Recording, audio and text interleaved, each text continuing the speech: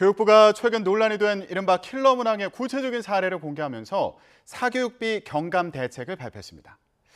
정부는 킬러 문항 없이도 변별력을 확보할 수 있고 또 사교육이 줄어들 거라고 기대하고 있는데요. 수능을 5개월 앞두고 발표된 대책의 효과는 어떨지 또 수험생들은 어떻게 준비해야 할지 알아보는 시간 마련했습니다. 한국교육과정평가원장을 지낸 성기선 가톨릭대 교육학과 교수 모셨습니다. 안녕하십니까? 네, 안녕하세요. 네.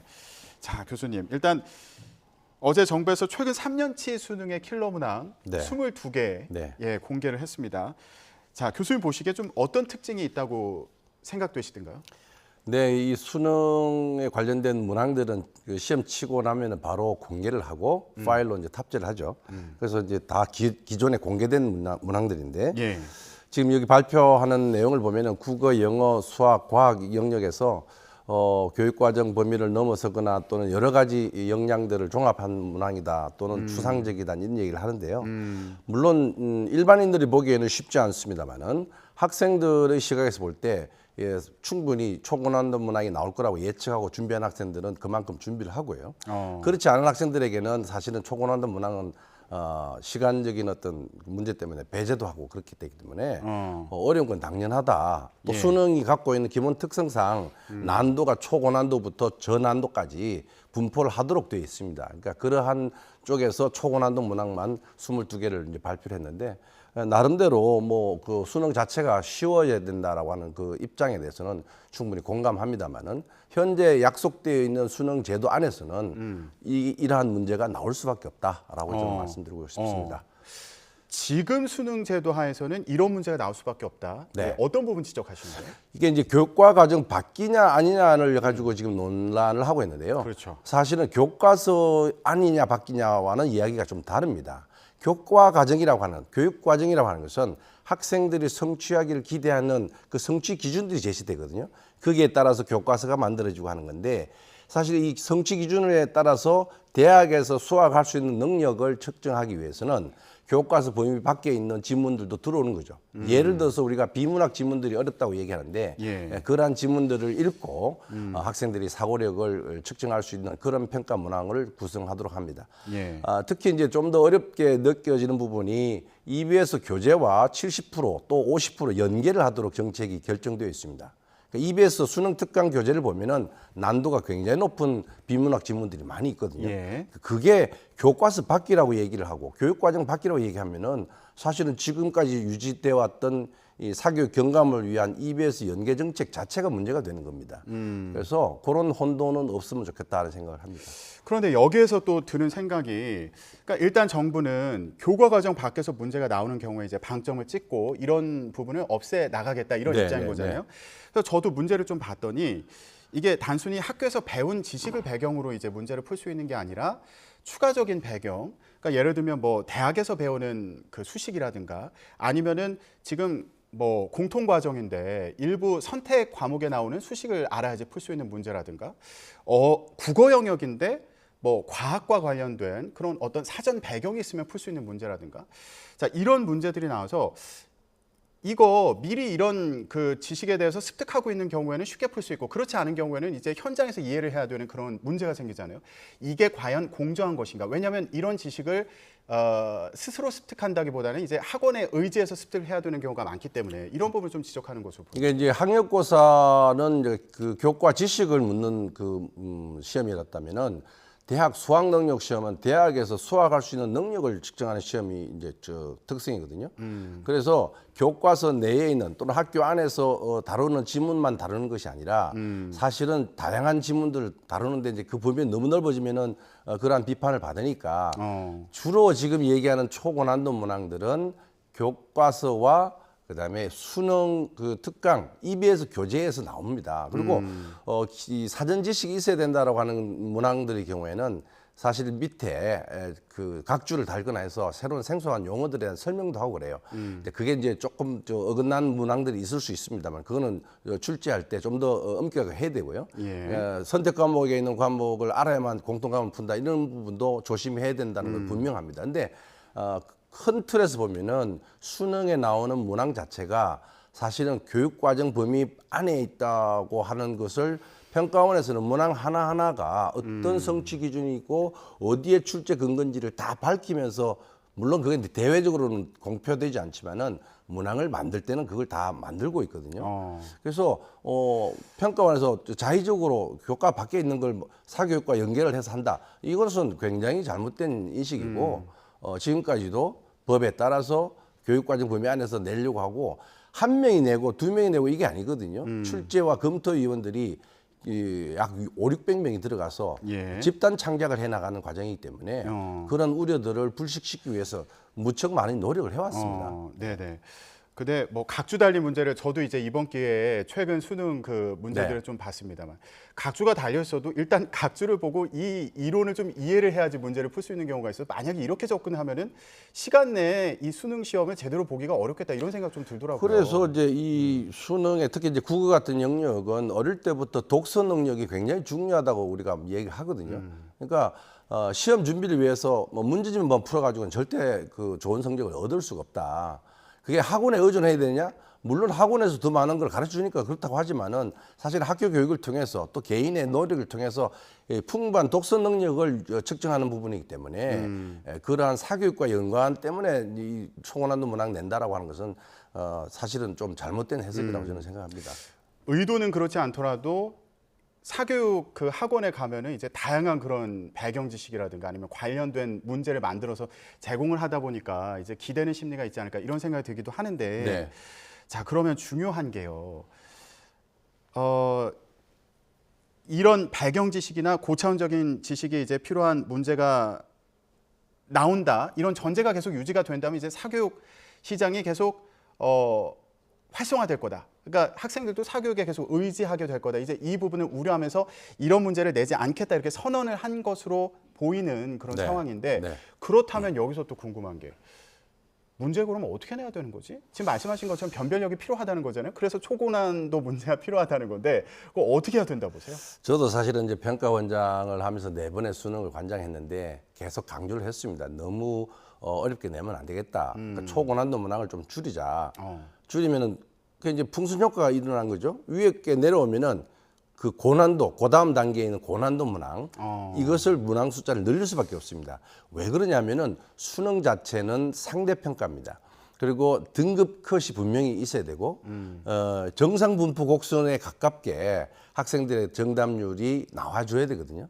그렇지 않으면 수능 자체가 무력화될 수밖에 없다. 그런 어떤 여러 가지 관련되기 때문에 약속된 수능의 기능을 제대로 구현하도록 하기 위해서는 난도 조절은 뭐 어쩔 수 없는 뭐랄까요 그 필수적인 어떤 요소라고 생각하고요. 문항 자체가 지나치게 뭐 사전 지식이 필요하거나 훈련이 필요하거나 이런 것들은 사실은 좀 배제해 나가야 된다는 건 분명한데 지금까지도 그런 노력들을 해왔다는 것도 좀 인식을 해줬으면 좋겠습니다. 네. 자 그러면 그러니까 초고난도 문제가 사라지면 이제 고난도 문제가 많아지면서 그런 얘기들 하더라고요. 중위권 학생들이 더 어려질 수도 있다. 그렇습니다. 예, 이런 우려가 이게 경우도 체감 난이도라고 하는 것이 애들 초고난도 문항은 뭐 극단적으로 얘기하면 수학의 경우에 그 주관식이 나오기도 하고 4점짜리도 나오기도 합니다.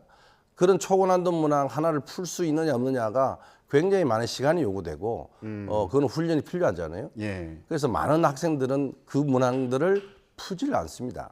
풀질 않는 건 나머지 문항에 이제 집중하겠다는 건데 초고난도 문항을 없애버리잖아요. 그러면 고난도 문항이 늘어날 수밖에 없죠. 그러면은 중상위권에 있는 학생들은 체감 난이도가 훨씬 올라갑니다. 그러니까 물수능이 아니라 오히려 그걸 불수능이라고 얘기할 수가 있는 거죠.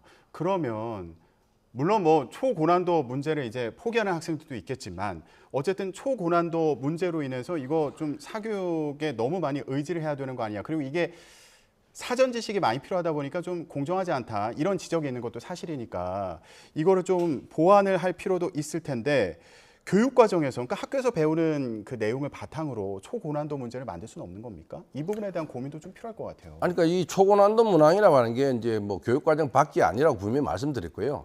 그 문항 자체 지금 여기 이 교육부 발표에도 지적 나오지만은 수학 문제의 경우에 함수를 다루는 문제라고 하면은 그냥 성취 기준으로서 함수를 이해할 수 있다 이런 정도가 아니라 그 문항 하나에 성취 기준이 여러 개가 들어갈 수 있는 거예요. 예.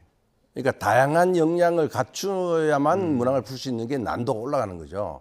그러니까 교육과정 범위 안에서 하되 문항 자체가 복합적으로 들어가는 거죠. 그러니까 그런 문항을 풀면 이제 이 다양한 역량들을 갖추었다고 보는 건데 그게 이제 난도가 그러면 또 그게 초고난도 문항이 되는 거죠. 그러니까 범위를 어디로 잡을 것이냐, 그다음에 한 문항 안에 여러 개를 물을 것이냐, 아니면 단순하게 물을 것이냐 이런 차이라고 보는 거죠. 예. 저도 이제 예전에 이제 그 시험 칠 때 보면은 문항 하나 푸는데 이 산식을 한 5번, 6번 해야 답이 나오는 경우가 있잖아요. 이런 게 어려운 문항이라는 거죠. 한 2번 하면 답이 나오면 중난도 되고. 예.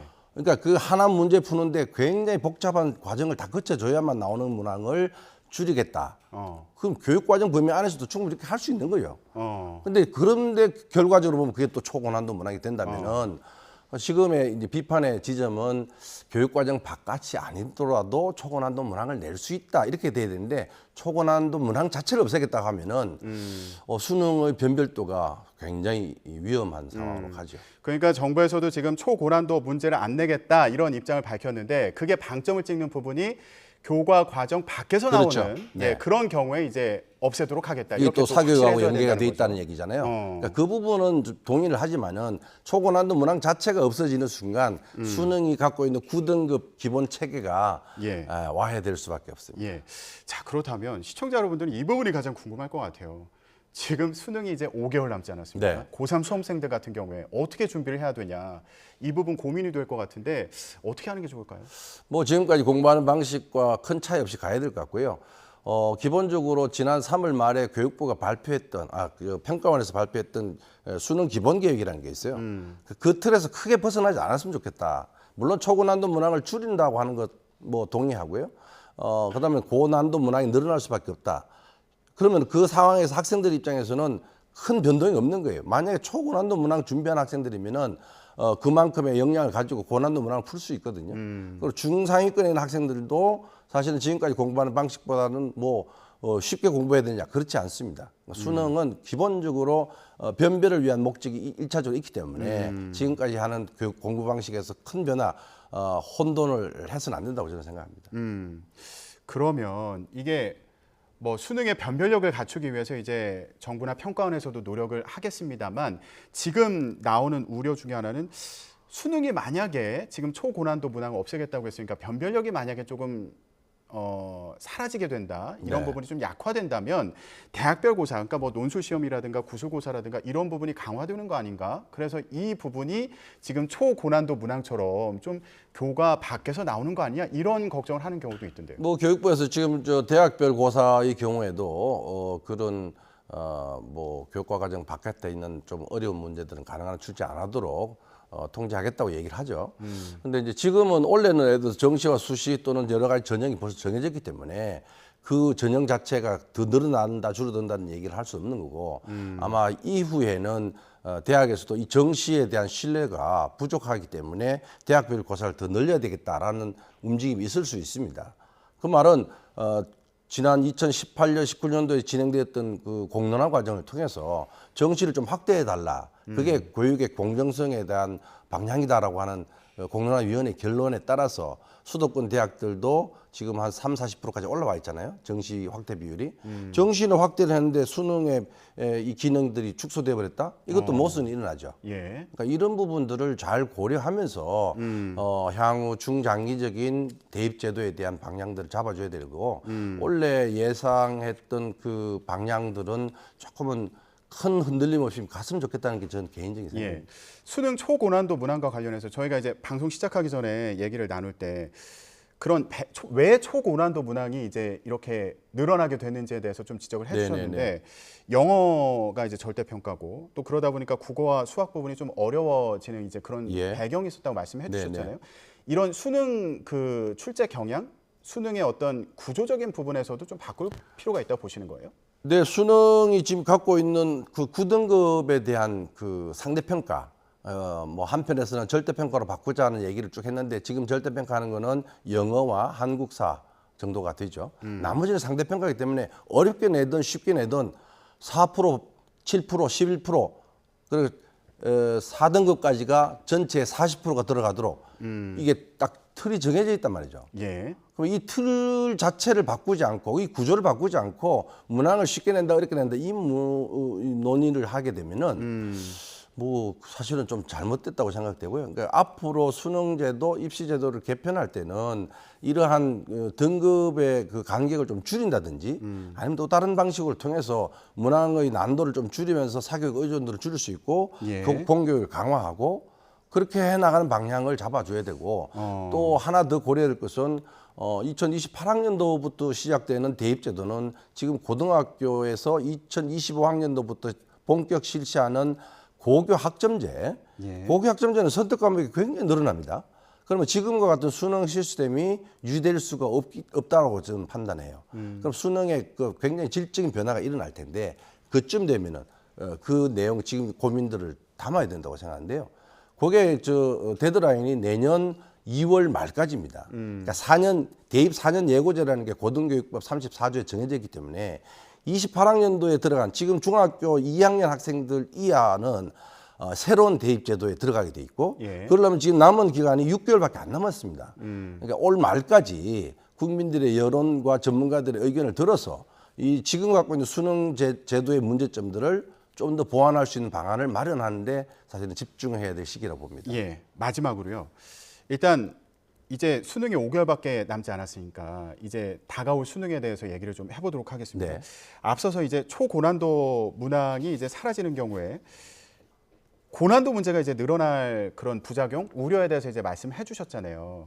근데 여기서 답을 확실히 저희가 얻지 못한 것 같아서 그렇다면 이런 게 우려되니까 이번 수능 문제는 어떤 그 방향으로 출제를 해야 된다. 이 출제할 때 어떤 부분에 좀 방점을 두고 고민을 해야 된다. 요거 좀 제언을 해주신다면 뭘 할 수 있을까요? 그래서 제가 뭐 출제위원이나 위원장이 아니라서 그렇긴 한데 기본적으로 지금 갖고 있는 문제의식들을 좀 반영한다면은 교과서와 플러스해서 EBS 교재가 연계되는 요 체제를 유지를 하고요. 난도가 지나치게 높은 그리고 사전 지식이 필요한 또는 선택 과목에 있는 과목들의 내용들을 반영하는 과목들은 문항들은 가능한 줄여 나간다. 그건 저는 동의해요. 그렇게 된다면은 고난도 문항들이 조금 늘어나더라도 이 변별이나 수능의 기본 특성은 다 살릴 수 있다고 보기 때문에 적어도 올해 수능에서는 그러한 조금의 변화 정도는 받아들이고 출제위원들도 아마 매우 신경 쓸 겁니다. 예. 그렇기 때문에 지금 학생들이나 학부모들이 우려할 정도의 큰 변동은 일어나지 않을 거라고 저는 생각해요. 그리고 이제 현장 교사들이 약 45%가 들어갑니다. 이 현장 교사들이 출제에 대해서 검토도 하고 출제하기도 하고 1차 검토위원들도 들어가고 2차 검토위원도 들어가지고 굉장히 이 크로스 체킹을 많이 합니다. 그러니까 이게 고등학교 3학년 학생들에게 적합하지 않은 문항들은 사전에 다 배제되도록 되어 있는 체제인데 예. 그러한 관리 방식 시스템의 작동이 제대로 된다고 한다면은 원래 문항들도 안정적으로 가지 않겠나고 저는 기대하고 또 그렇게 돼야 된다고 생각합니다. 예, 알겠습니다. 수능이 이제 5개월 남다 보니까 고3 수험생들 혼란에 빠지는 거 아니야 이런 부분이 좀 우려가 되는데 예, 이런 걱정 없이 예, 수능 시험 잘 치를 수 있기를 기대하겠습니다. 지금까지 성기선 가톨릭대 교육학과 교수와 함께 얘기 나눴습니다. 말씀 고맙습니다. 네, 고맙습니다.